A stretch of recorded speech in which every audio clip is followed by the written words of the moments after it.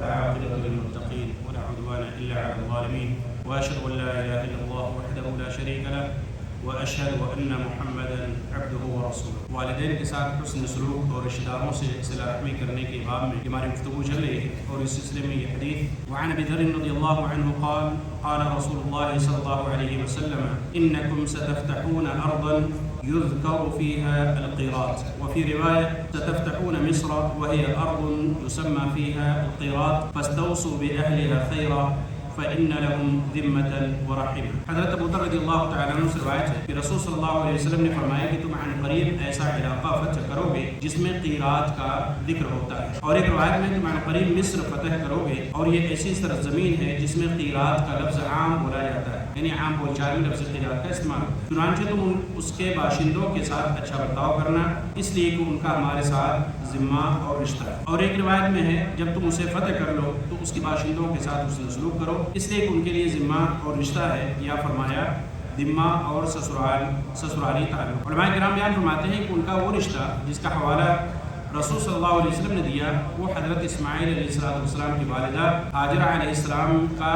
ان میں سے ہونا ہے، اور سسرالی تعلق کا مطلب رسول صلی اللہ علیہ وسلم کے صاحبزادی ابراہیم کی والدہ حضرت ماریہ کا ان میں سے ہونا ہے۔ فوائد: قیراط دینار و درہم کی طرح ایک سکہ اور ان کا ایک جز تھا۔ دانق درہم کے چھٹے حصے کو کہا جاتا ہے۔ قیراط دانق کا نصف، مصر میں اس کا استعمال عام اور بول چال میں بھی اس کا چلن تھا۔ ذمہ یعنی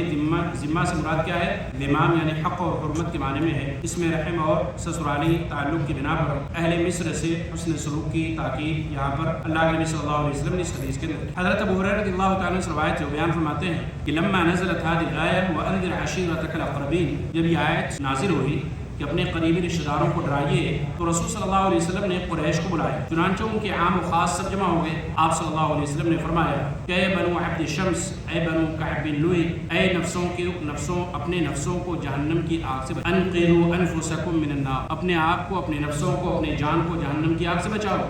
اے بنو مرہ بن کعب، اپنے نفسوں کو جہنم کی آگ سے بچاؤ۔ اے بنو عبد مناف، اپنے نفسوں کو آگ سے بچاؤ۔ اے بنو ہاشم، اپنے نفسوں کو آگ سے بچاؤ۔ اے بنو عبد المطلب، اپنے نفسوں کو آگ سے بچاؤ۔ اے فاطمہ، اپنے نفس کو آگ سے بچاؤ۔ یا فاطمہ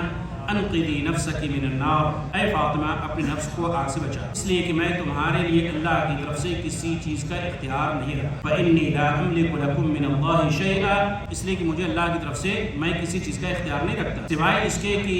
تمہارے ساتھ میری رشتہ داری ہے جسے میں دنیا کی حد تک ضرور محفوظ رکھوں گا۔ یہ حدیث صحیح مسلم کے اندر موجود ہے۔ اس حدیث کے اندر اللہ کے نبی صلی اللہ علیہ وسلم نے تمام لوگوں کو جمع کر کے جو بات بیان فرمائی اس کو سمجھنے کی کہ دنیا کے اندر میں کچھ فائدہ پہنچا سکتا ہوں، دنیا کے اندر حسن سلوک کر سکتا ہوں، دنیا کے اندر تمہارے کچھ کام آ سکتا ہوں، لیکن آخرت کے اندر تمہارے کچھ کام، اپنے آپ کو جہنم سے، اس کی آگ سے بچا۔ اپنی بیٹی سے کہہ رہے ہیں کہ اپنے آپ کو جہنم کی آگ سے بچا رہے، میں وہاں کچھ بھی فائدہ نہیں پہنچا پاؤں۔ سوچیے آج دنیا کے اندر کتنے ایسے لوگ ہیں جو یہ کہتے ہیں کہ ہم فلاں کے دامن میں فلاں کا واسطہ لے کر، فلاں کے واسطے سے، فلاں مزار کے واسطے سے، فلاں ولی کے واسطے سے جنت میں چلے جائیں گے، ہمیں چھٹکارا مل جائے گا، ہمیں نجات مل جائے گی۔ یہاں سوچیے اللہ کے نبی صلی اللہ علیہ وسلم اپنے تمام لوگوں کو، رشتہ داروں کو، اپنی بیٹی کو کہہ رہے ہیں کہ دنیا کے اندر تو میرا تم سے رشتہ ہے، لیکن آخرت کے اندر یہ رشتہ داری تمہارے کام نہیں آئے۔ دنیا کے اندر اگر آخرت میں کام آئے گی تو وہ تمہارا ایمان، توحید، اللہ کی عبادت۔ اس لیے دنیا کے اندر اپنے آپ کو جہنم میں بہت بڑی عبرت اور نصیحت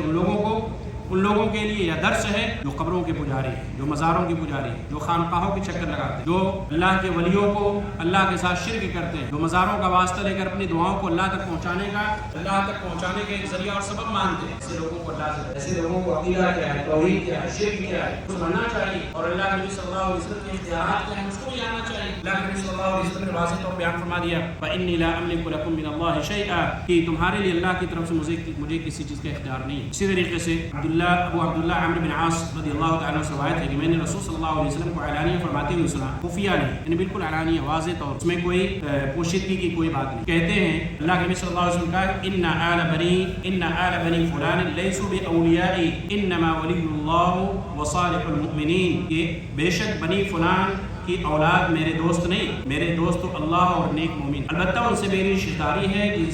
جسے میں ضرور محفوظ رکھتا ہوں۔ اس حدیث کے اندر بھی اللہ کے نبی صلی اللہ علیہ وسلم نے فرمایا کہ اللہ میرا دوست ہے اور جو مومنین ہے وہ میرے دوست، یعنی سب سے بڑا جو رشتہ ہوتا ہے وہ ایمان کا، ایمان سے بڑا کوئی رشتہ نہیں، ایمان سے مضبوط کوئی رشتہ، اور ایمان کی بنیاد پہ ہی انسان کی کامیابی ہو، ورنہ دنیا کے اندر بہت سارے اچھے کام کرنے والے لوگ موجود ہیں، آج بھی ہیں جو اللہ پر ایمان نہیں رکھتے لیکن بہت سارے رفاہی سماجی کام کرتے ہیں، اچھے کام کرتے ہیں، لیکن دنیا کے اندر تو ہو سکتا ہے اللہ تعالیٰ ان کو اس کا بہترین بدلہ دے دے، لیکن آخرت کے اندر ان کے لیے کوئی نصیب نہیں ہوگا، کوئی حصہ نہیں ہوگا، اس لیے کہ آخرت میں کامیابی کے لیے، جنت میں جانے کے لیے سب سے پہلی اور بنیادی شرط توحید ہے، کلمہ توحید۔ اگر کوئی اس چیز سے محروم رہا تو کبھی بھی جنت کے اندر نہیں ہے۔ اللہ کے نبی صلی اللہ علیہ وسلم یہاں بھی یہ بیان فرمایا کہ اللہ میرا ولی، اللہ دوست ہے، اور جو نیک لوگ ہیں یعنی مومن، ایمان والے، توحید والے، وہ میرے دوست ہیں۔ اس حدیث کے اندر بھی اللہ کے نبی صلی اللہ علیہ وسلم بیان فرمایا کہ آخرت میں کوئی کسی کے کام نہیں آئے گا، اگر کوئی شخص یعنی کوئی چیز اس کو بچا سکتی ہے، جنت میں لے کر جا سکتی ہے، تو وہ اللہ کی ذات پر کامل یقین، توحید پر قائم رہا ہے۔ اسی طریقے سے حضرت ابو ایوب خالد بن زید انصاری رضی اللہ تعالیٰ عنہ سے روایت ہے کہ ایک آدمی نے کہا اللہ کے نبی صلی اللہ علیہ وسلم اخبرنی بعمل يدخل الجنہ، مجھے ایسے عمل کے بارے میں بتلائیے جو مجھے جنت میں داخل ویباعدنی من النار، اور جہنم سے مجھے دور۔ تو صحابہ کرام ہمیشہ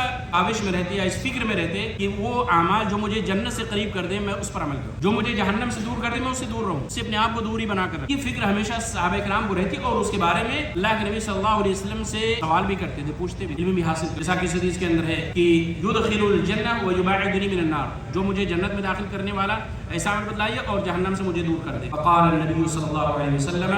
تعبد اللہ ولا تشرک به شیئا، کہ تم اللہ کی عبادت کرو اور اس کے ساتھ کسی کو شریک، یہ پہلی شرط ہے، صرف اللہ کی عبادت، اللہ کے ساتھ کسی کو شریک نہ ٹھہرے، اور اللہ کے ساتھ شرک صرف مورتی پوجا نہیں، دعا، قربانی، نذر و نیاز، سجدہ، رکوع، یہ تمام کی تمام چیزیں صرف اللہ کے ساتھ خاص، اس میں کسی اور کو آپ نے شریک ٹھہرا لیا، کسی اور کے لیے قربانی کر دی، کسی اور کے نام سے، کسی اور کے لیے سجدے، رکوع، گویا کہ آپ نے اللہ کے ساتھ شرک کیا، اور شرک اور ایمان دونوں ایک ساتھ جمع نہیں ہو سکتے، انسان توحید والا ہے وہ مشرک نہیں ہو سکتا، مشرک ہے موحد نہیں ہو سکتا، شرک بھی ہے، اللہ کے ساتھ شرک نہ کرو، وتقیم الصلاۃ، نماز قائم کرو، نماز قائم کرو، وتؤتی الزکاۃ، زکات ادا کرو، وتصل الرحم، اور صلہ رحمی کرو۔ اس حدیث کے اندر اللہ کے نبی صلی اللہ علیہ وسلم نے چند اعمال ایسے بیان فرمائے ہیں درجہ بدرجہ جس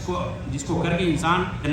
جنت میں جا سکتا ہے، جنت کے قریب ہو سکتا ہے، جنتیوں والے اعمال کر سکتا ہے، اور اس کے اپوزٹ شرک کرنا یا اسی طریقے سے نماز نہ پڑھنا، زکات نہ دینا، یہ سارے اعمال ایسے ہیں جو آپ کو جہنم کی طرف دیے۔ ان تمام چیزوں پر عمل کرنے کی ضرورت ہے۔ اللہ رب العالمین سے دعا ہے کہ اللہ تعالیٰ ہم تمام لوگوں کو کہنے سننے سے زیادہ عمل کرنے کی توفیق عطا فرمائے، ہمیں عقیدہ توحید پر قائم و دائم رکھے، اور شرک جیسے عظیم اور بھیانک گناہ سے اللہ تعالیٰ ہم تمام کی حفاظت فرمائے، جہنم اور کی آگ سے اللہ تعالیٰ ہم تمام کی حفاظت فرمائے، ہماری اولادوں کی حفاظت فرمائے، ہماری اولادوں کی اصلاح فرمائے۔ اللہ رب العالمین کہنے سننے زیادہ عمل کرنے کی توفیق عطا فرمائے، آمین ثم آمین، وصلی اللہ تعالیٰ علی نبینا محمد وعلی آلہ وصحبہ۔